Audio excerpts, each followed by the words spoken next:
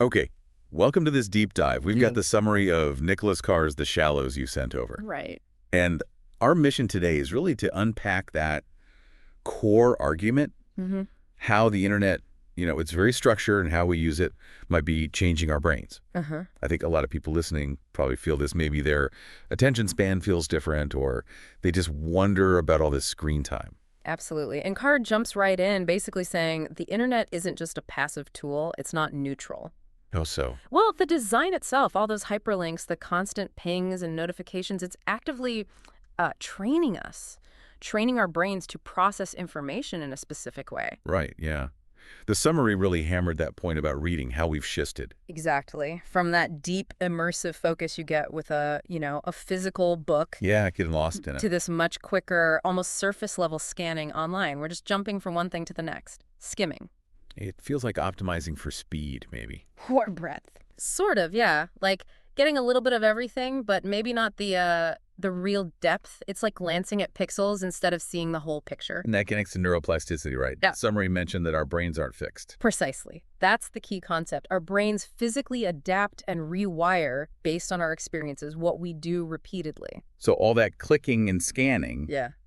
it's actually building certain pathways. It seems so. The pathways for rapid-fire information gathering get stronger, but, and this is Carr's concern, maybe at the expense of those needed for sustained focus and, well, deeper thought. Okay, so what's the actual consequence of that? If we lose some of that deep reading ability, what does that really mean? Well, it potentially impacts our ability for, critical thinking. Deep reading isn't just intake. It's analysis, making connections, contemplation. Hmm. If we're always rushing, always distracted, do we lose some capacity for that really complex, nuanced understanding? That's the question he poses. And what about memory? The summary touched on that too. This idea that because everything's online. Yeah. We don't need to remember it ourselves. Yeah, exactly. Are we outsourcing our memory? It's a real possibility. If you know you can look up any fact instantly, maybe the brain doesn't prioritize storing it long term. Which could mean less rich internal knowledge, harder to connect ideas ourselves. Potentially, yeah. It might affect how we synthesize information and build our own understanding of the world. Now, did this summary you looked at, or the book itself, mention any upsides, any counter arguments from Carr about the internet's cognitive benefits? Well, The Shallows definitely focuses on the potential downsides, the shallowing effect. Yeah. But it does acknowledge the obvious. The internet gives incredible access to vast amounts of information. And it's great for like quick task-specific learning. Like fixing something around the house with a quick search. Exactly. That kind of instrumental knowledge gain is undeniable.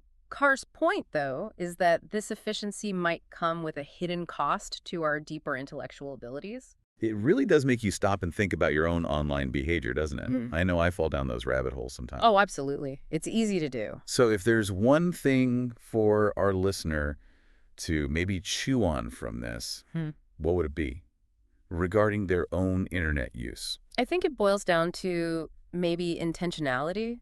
Are we choosing how we engage online, or are we just letting the platform's design kind of pull us along? Right.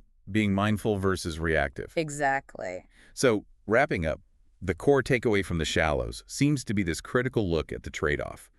We get amazing access, incredible connectivity, Yeah. but the potential cost might be our capacity for deep focus, contemplation, and maybe even memory consolidation. Precisely put. It's a prompt to be aware of how this technology isn't just a tool we use, but something that might be actively reshaping, well, us, our minds. So a final thought for everyone listening, considering all this, is there maybe one small change you could make in your digital habits?